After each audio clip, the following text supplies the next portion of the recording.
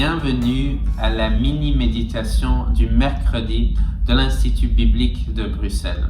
Dans cette mini-série, je souligne 4 thèmes de la rédemption qui se trouvent dans la Genèse 1:1 à 2:3. Je vais vous montrer que même dès les premières pages de votre Bible, Dieu vous offre de l'espoir.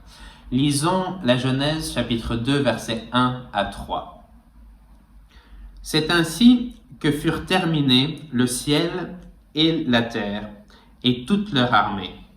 Le 7e jour, Dieu mit un terme à son travail de création. Il se reposa de toute son activité le 7e jour. Dieu bénit le 7e jour et en fit un jour saint, parce que ce jour-là, il se reposa de toute son activité, de tout ce qu'il avait créé. La semaine de la création se termine par 2 éléments. La création de l'homme à l'image de Dieu lors du 6e jour et le repos de Dieu lors du 7e jour. Nous pouvons supposer que de la même manière que Dieu se repose de son travail, l'homme fait à l'image de Dieu se reposera également. Ce thème du repos est repris plus tard dans la Bible et nous allons voir qu'il correspondra même à la vie éternelle. D'abord, le nom de Noé signifie repos ou soulagement, d'après la Genèse 5, 28 et 29. Le repos que Noé devait apporter devait contrer la malédiction de la terre qui rendait le travail plus difficile. Dans l'Alliance mosaïque, le thème du repos est associé à l'entrée dans la terre promise, où Israël trouverait du repos de ses ennemis, d'après Deutéronome 3:20, 12:10 et 25:19. L'accomplissement de ce repos dans la terre promise se trouve dans Josué, chapitre 21, versets 43 à 45.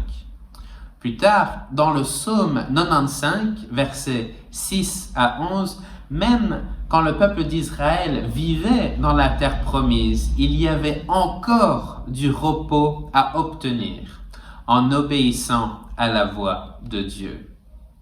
Maintenant, dans le Nouveau Testament, Hébreux chapitre 3 et 4, nous voyons que l'auteur reprend et combine la Genèse 2, versets 1 et 3 à 3, et Psaume 95, versets 6 à 11.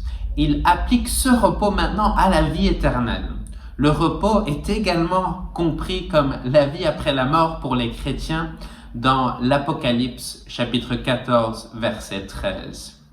Déjà, dans la première semaine de la création, nous voyons que l'auteur nous oriente vers le repos et la paix.